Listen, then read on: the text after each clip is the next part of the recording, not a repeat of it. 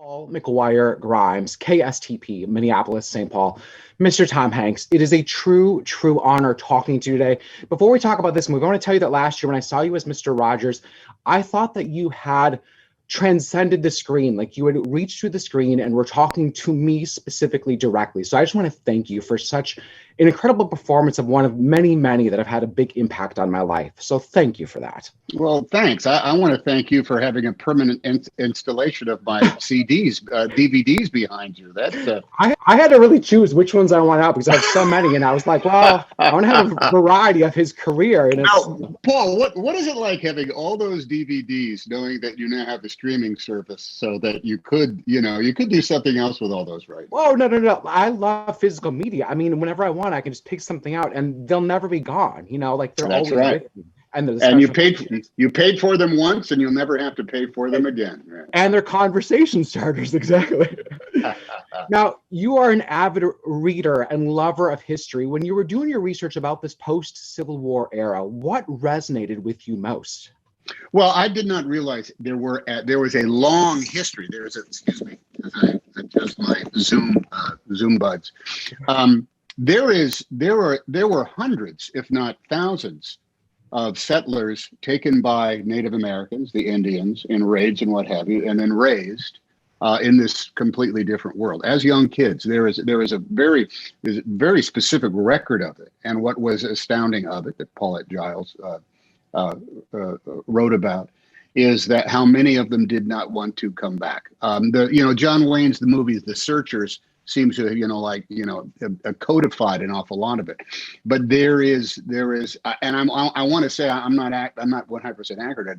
The numbers spoke to the majority of those young boys and girls who grew into young men and women who wanted to return to the tribal ways as opposed to come back.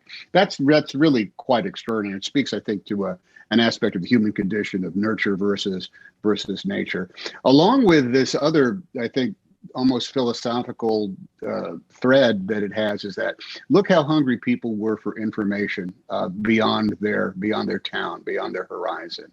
The idea that there were these guys, these newsreaders, that collected the newspapers from all around the world, and just think how old they were. But to be sitting in Wichita Falls and to find out about the Queen of England, or elevators in buildings in Boston, or the establishment of the Cincinnati Redlegs as a professional baseball team, that was a huge bit of both theater and enlightenment.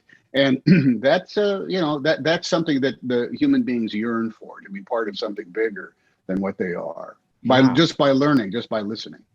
I mean, your character is so passionate about the news and how that can bring people together. And you also played Ben Bradley in The Post. What do you think these two guys would have to say about the current rhetoric about fake news and this distrust in the media nowadays? Well, I think it speaks to, there's always been a part of the human condition in which people have more faith in lies and magic than they do in empirical truth. There's the great quote that you're entitled to your own opinions, but you're not entitled to your own facts. The concept alternative facts have been with us for a million years. You just weren't able to make an awful lot of money at it, and now there's outlets that really are multi-million dollar, if not billion-dollar industries that make their money by promoting, something between hooey and stupidity. Well, that's always been the case. But I like to think that sooner or later, Mother Nature, let's put it that way, comes in and has the last word. You don't have to believe that a storm is coming. You don't have to accept weather reports from thousands of miles away until the storm hits, and then guess what? You found out that they were right. And then you got to deal with your own choices. Well, thank you. I could talk to you for so long. This has been a true honor. Thank you, Tom, for everything that you've done for my love of cinema, as you can see. So thank you. I appreciate it. I hope they keep making DVDs so you and I can buy them once and own them for the rest of our lives. Yes, they will. Thank you. Oh God, amazing. Thank you. Take care.